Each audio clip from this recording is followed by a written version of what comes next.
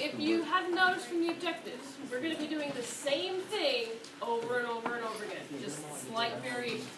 I'm going to teach you the basic, the how to do this regular ionic stuff in class today, and then the videos that you have to watch tonight. You have 3 videos for transition ionic, and then polyatomic, and then something called combinations. So basically, if you understand what we did in class today, the video should sound very familiar, very fluid, everything going again and again. And the next class we'll practice the other stuff. All right, here's the deal. If you want to write the formula for an ionic compound, you need to know the ratio of cations to anions. So here's what you got to do. First things first. The cation always comes first. Always. You will never, ever put the anion first. Yes. That's for tonight. This unit, I'm sorry, what? No, it's,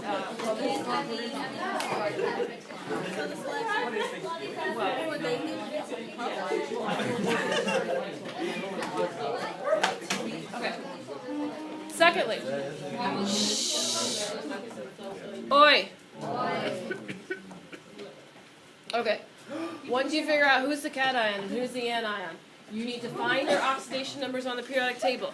You should have those charges written on the periodic table. If you have gotten a new periodic table, you need to write those charges on there. Will you have those charges available to you on the test? No. No. You gotta learn it. Next. I apologize. It should not say denominator. It should say multiple. All right. You want it, the lowest common multiple.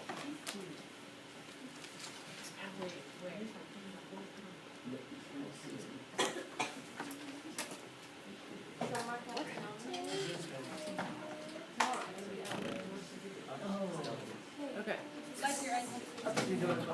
Here's how you balance it. I'm going to show you an example, but just make sure I'm just going to talk you through. You're going to write the symbols.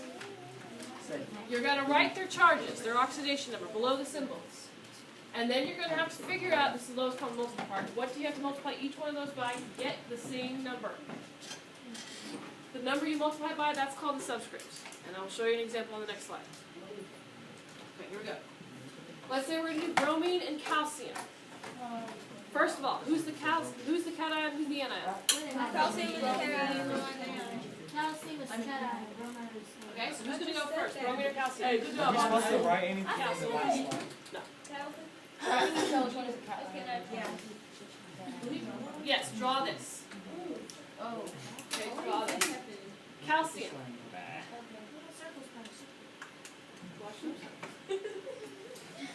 Has a positive 2 charge. What does that mean? It takes away 2 It's electrons. going to be losing 2 electrons. So here's the 2 electrons that calcium wants to lose. There's 2 valence electrons. Bromine, what charge does it have? -1. So what does that mean? It wants to gain 1. Okay? So calcium wants to lose these 2 electrons. Bromine has a little hole here. It wants to put an electron in that hole. Okay? So calcium says, sure, take my electron. I don't need it. So it gives its electron to bromine. But each bromine only wants 1 electron. Calcium has to give away 2. Well, you can't have free electrons just floating around there for no reason. They all have to have a home. So we need to have 2 bromines. So the calcium's going to give 1 electron to each bromine. Like that. And now everybody's happy. It was just there. Exactly. Okay. When we talk about a substance, we're talking about a lot of atoms. So when we mix, if we have like the powder calcium and the powder bromine, we mix them together, we have cajillion atoms of calcium and bromine. So there's bromines there. Okay? Okay. Does it make sense why we needed 2 bromines? Okay. All electrons that are given must be taken so that the whole thing cancels out to neutral. You can't have any electrons floating around.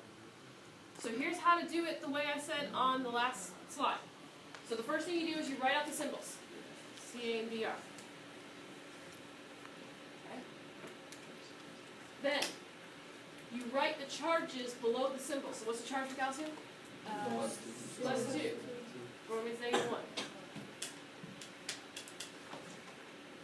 There's more stuff going on. Not much. Alright, now, for 2 and 1, don't worry about the positive and negatives. What's the lowest common multiple? 2. What do you have to multiply 2 by to get to 2? 1. What do you have to multiply 1 by to get to 2? 2. It's really that easy. This is the kind of math you have to do this year. Okay? So you're going to be multiplying them by different numbers to get the same number at the end. Now, a positive 2 times 1 is positive 2. A negative 1 times 2 is negative 2. That's what we want, because we want them to cancel out to be 0. If it's 0, that means that all the electrons given have been taken. If this number is anything but 0, that means there's either free electrons floating around, or somebody didn't get an electron that they wanted one. And that would be that. I want them all happy. Yes. Now these numbers, the ones we multiplied by, those are the subscripts.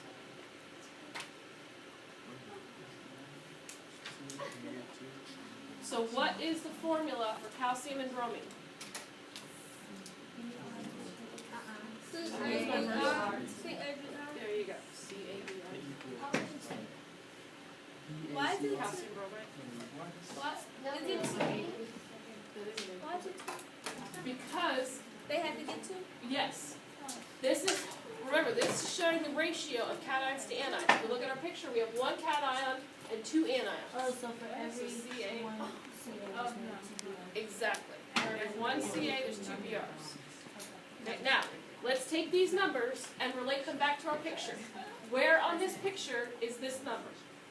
Oh, there, it's the plus the charge. Okay, I don't see charge up here though. There's no number Oh, up how there. many I have 2 calciums there bromines. are to 2? Is one No, what's calcium. this number? Oh, Oh. the 2 electrons. Yes, the 2 electrons here. Does that make sense? Yeah. Okay, so draw like an arrow here. Just like that. Okay, what's this number? How many each brownie? Yes, so that was the little hole that we had here. So, you know.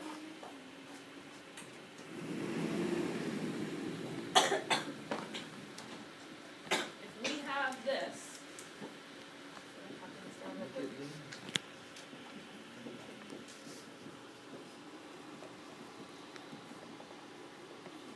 this first row of numbers represents what in real life? How many electrons? Okay? How many electrons what? Bro, Each need to give or Good. to become She said, good job. Right, so this number, the real life representation of this number, because I want you to, this is not math class, these numbers mean something in chemistry, so I want you to get into the habit of understanding. You need to understand, you'll be able to explain things on test, you always have to explain something, okay? So you need to explain that with this math that we're doing, these numbers are how many electrons calcium wants to give and bromine wants to take. What are these numbers? Where are these numbers represented on this picture?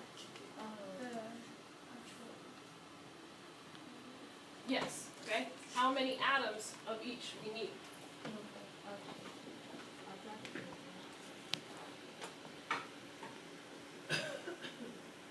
How many atoms are involved in the exchange? So that's telling me that 1 calcium atom is giving electrons to 2 bromine atoms. Does that make sense?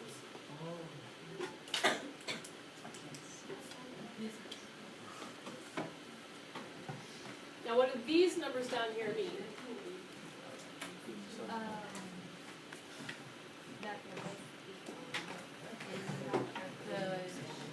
Then receiving and giving off. Yeah, pretty much.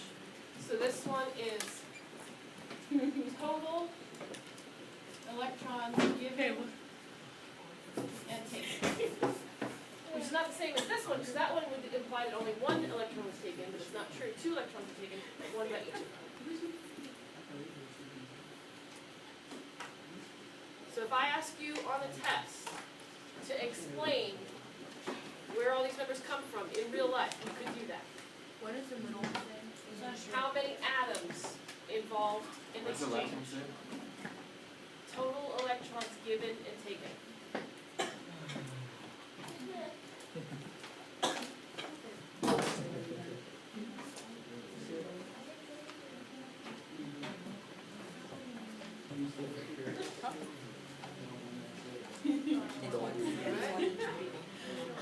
And then what is the last one, sorry? Total electrons given and taken.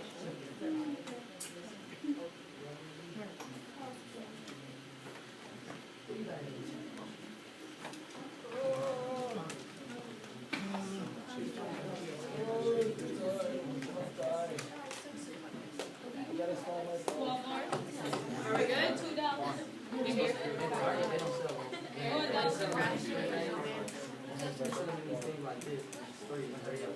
I'm supposed to be recording that. All right. Pull out your whiteboards.